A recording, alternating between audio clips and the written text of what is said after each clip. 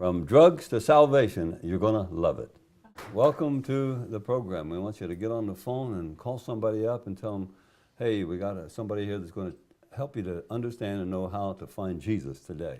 Good. Well, anyhow, we want to again welcome to you the program. Hallelujah. Yes, amen. It's all about Jesus and what he's done for us. And so it's my privilege to introduce to you Wayne Ulery from Boardman, Ohio. Is that right? Yes. Welcome to the program. Praise the Lord. Thanks. Hallelujah. Amen. Glad to be here.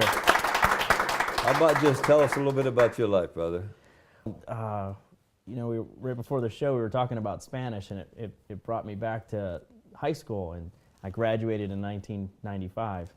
And the way I graduated is I told my Spanish teacher, listen, I know it's the third year in Spanish too. I know I'm getting an F again. If you ask me, I won't have to come back next year. So what can I do to get out of here? And he said, hey, bring in show and tell. So I brought in a 4-foot iguana. I let him crawl over all the class, and I described all his body parts in Spanish. And see, I something called ADHD.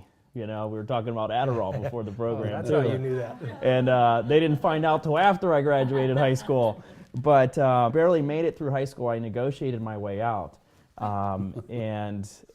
Basically from there, I began to abuse Ritalin. And I got into drug use too, because once you go off some of those drugs, they leave you kind of dependent in some way.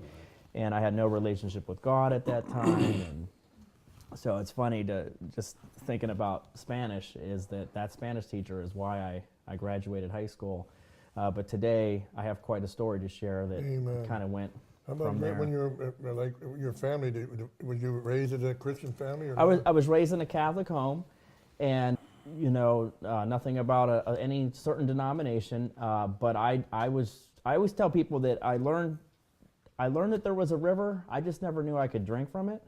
Okay. So I knew how to stand, sit, kneel, do the sign of the cross, go through all the motions. Many Baptist Christians, a lot of people have experiences in different faiths, yes. but so I learned all that, but I never had a relation, with Jesus Christ, and that didn't come till July 25th of 1997. And I got into drugs, I got into drug dealing. I used to be a drug dealer, and I took all of my graduation money from high school and I invested it into drugs. Because after my second attempt of suicide that failed, I figured, you know what, if you're not going to let me kill myself, I'm going to do everything in my power to destroy myself. I was living out John 10:10, the first part of it. And, it was my first attempt. What that says, the thief cometh not but for to steal and to kill and to destroy. But the last part says, Jesus says what? I am come that you life and that you might have life more. Fifth grade. Fifth grade was my first attempt of suicide. Going into sixth grade, I laid in a pile of leaves and lit a halo of fire around me. It was the only year we had a drought. It was in the late 80s up in Cleveland, Ohio. And it was the only day that year that it rained. No. Why did you want to do that? Why? Good question. I moved from Warren, Ohio to Cleveland, Ohio. Went from one Catholic school to the other. And at one school, you wore preppy clothes. At the new school, you wore a relaxed fit. At the first school that I started in, I was the lead person to make fun of a girl in our class that wasn't getting baths. She wasn't clothed right. She smelled a lot. So I would always make fun of her. And when I moved to Cleveland, I became her. Not in the sense that I smelled, but I went to school with the wrong clothes, and I got labeled from day one and ridiculed. For that whole year, I never made a friend. Everybody beat up on me and made fun of me, and I just couldn't stand life. And my mom said, that's it, next year you're going to public school.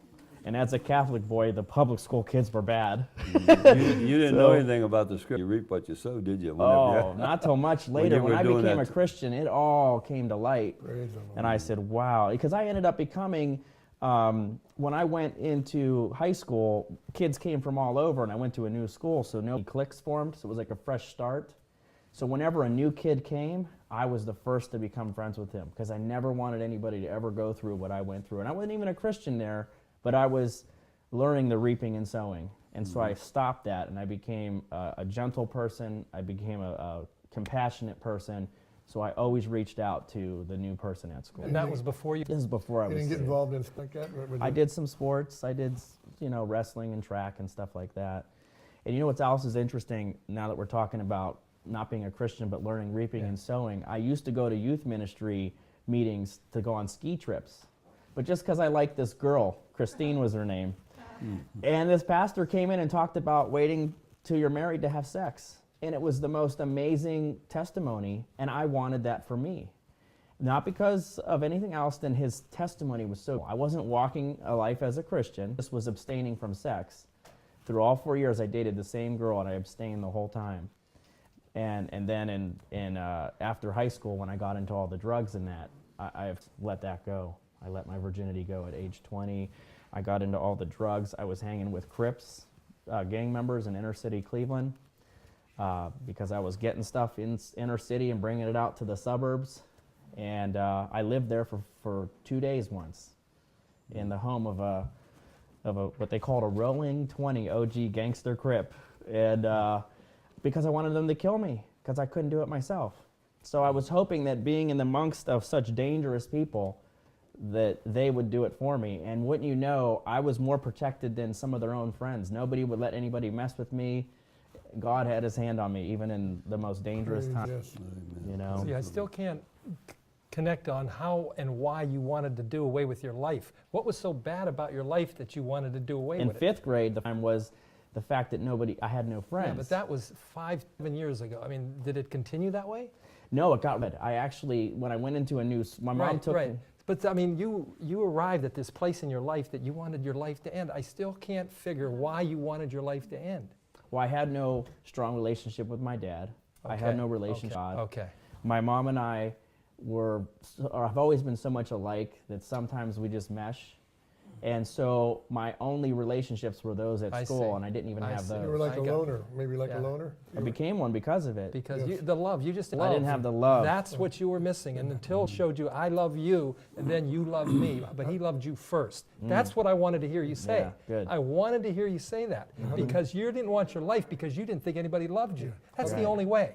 And I've been a doctor for 33 years. I kind of know that. But How did you come to the point now that you... Because my second attempt was the same thing. My second attempt was just after high school. Graduated, I dated a girl for 4 years, and we broke up. And she was the only sense of love. yes. And when that was taken from me, I couldn't get over it, yeah. and I tried to jump off of a bridge, and I felt the hand of God on my chest. I literally felt him holding me back, and I looked up and I said, this is exactly what I said. I said, if you're not going to let me jump, then I'm going to do everything I can to destroy my life. Yeah, and that's when I bought all the drugs. Yeah. In high school, I didn't touch drugs. I didn't have sex. So friends were coming up to me and saying, I hear you're a drug dealer. Ha ha ha. And it was because it wasn't me. But I'd made such a decision to go the wrong way so fast. I plunged into the world with everything I had because I wanted out. And I couldn't. When did you reverse that decision and become born again? July 25th, 1997. Tell us about it. Okay, so I had a friend of mine invite me to Promise Keepers, which is a big men's ministry. And he invited me to go to he actually invited my brother to go. But my brother had to work that day at the last minute, and I got called off work. So my brother called me up and said, hey, I was supposed to go with this guy to this Promise Keepers thing. You want to go? And I'm like, what is it? And he said, it's some Christian thing. Well, I remembered all those meetings when I was a kid. I remembered how nice the people were. And at this point in my life, I was so numb. Being numb was worse than being angry. Now I'm at a worse place in my life because I'm numb to everything. And I said, you know what? I'm going to go. And the night before, I was at a party. I was drunk and high on drugs. And a friend of mine said, hey, Wayne, are you going to a big party tomorrow night? Because there was one the next day. It was like an annual summer party. They called it the gangster party. And I said, no, I'm actually going to this I'm going to this Promise Keepers thing in Pennsylvania. Hallelujah. And they said, well, what's that? I go, oh, it's some kind of Christian thing. And they said, what? Are you out of your mind? I'm like, no, I'm not. And I'm going to go, and I'm not going to be the same when I come back. You said that. That wasn't you talking. No, Let me tell you. I know. That wasn't you talking. I know. I know. Thank you, Jesus. Because I'm sitting there. Why did I just say that? So I said that. And then I went the next day. And I'm all the way up in the highest tier of the stadium. And the guy's talking about, I felt he was talking to me. I was naive enough to think that, and it was God talking to me, but 40,000 people in the old Three River Stadium. And I felt he was talking to me. And you ever have any fake crack an egg on your head? They go like this, and then they slowly fingers over your head, and it feels like the eggs coming Not down. that common an experience, Wayne. Do you know what I'm talking Yeah, about? I know what you're talking about. It's Yeah. not that common. Well, that happened to me, and the Spirit of God hit me from the tip of my head all the way to my toes. And the guy next, like, do you want to go up? I'm like, yeah, let's go. And so I thought I was the only one. Here was 4,000 people going forward. So I get down there, and I figure it out. I can't talk to the speaker. There's too many, but there's pastors lining that whole football field. So I go up to this pastor, and he says, how can I help you? I go, man, I just want to know Jesus, how he's talking. I want to know him how that guy's talking. And he said, all right, let's pray. So he prayed, sinner's prayer, and as to break off yokes of lust and all this stuff. And man, I felt I felt lighter. And then he says to me, he says, can I pray for you some more? And I'll never forget. I said, sure. So we kind of like this. He's got his hands on my shoulders and mine on his. And he starts praying in this different language. And I know some Spanish, and I'm thinking, boy, that's not Spanish. And I'm like, is that French? And I'm trying to understand what the guy's saying. And next thing you know, the best I can tell is like, you ever seen the movie Scrooge? I had a little Scrooge experience. Next thing you know, I'm standing by myself at 3 years old. And this is an actual experience that happened to me. I saw a vision in the clouds. And these clouds were rolling in, and they were moving really fast across the beautiful sky. And one cloud in them stopped and turned into a face and looked at me and talked. And for years I thought it was a dream until my mom asked me in my early teens, Wayne, do you remember when this happened? And I said, Mom, I thought that was a dream all these years. She said, no, you ran in crying to the babysitter and told her what happened. Mm-hmm. So I'm there watching myself on this tricycle, going through this experience, feeling that the Lord's behind me. Never see him, but I have a feeling he's showing me this. And he does speak to me. He says, Wayne, see, even at a young age, I was calling you. Praise the Lord. And I'm like, okay. And almost at once, I'm taken out of there. And now he shows me through my high school years. When I told you I didn't have sex. I had a very innocent heart, actually. He said, Wayne, I gave you an innocent heart. You had a heart like David. He said, a compassionate heart. And he said, so when you went and did all those things, that's why you've gotten so numb, because you numbed this innocent heart that I gave you. But I'm gonna free you from that. And then he took me into the future. And into the future, here I am. I'm in a pool, not a pool, but something, and there's a waterfall coming into this pool, and there's people, and I'm baptizing them. And this is so hard for me to explain, but it's like I'm in me watching me. So I'm moving and talking, and I'm going, what am I saying at the same time? It's so hard to explain. And so I'm baptizing people with a group of people. And I'm just like, and I'm feeling it, and I'm smelling it, and then all of a sudden, as soon as I'm getting comfortable there, he takes her, and now I'm dry, and I'm in a desertous area. It's really dry, and it's really hot. And there's people on this platform left and right of me. We're on a real high platform, and there's people as far as the eye can see. I feel like it's just yesterday now.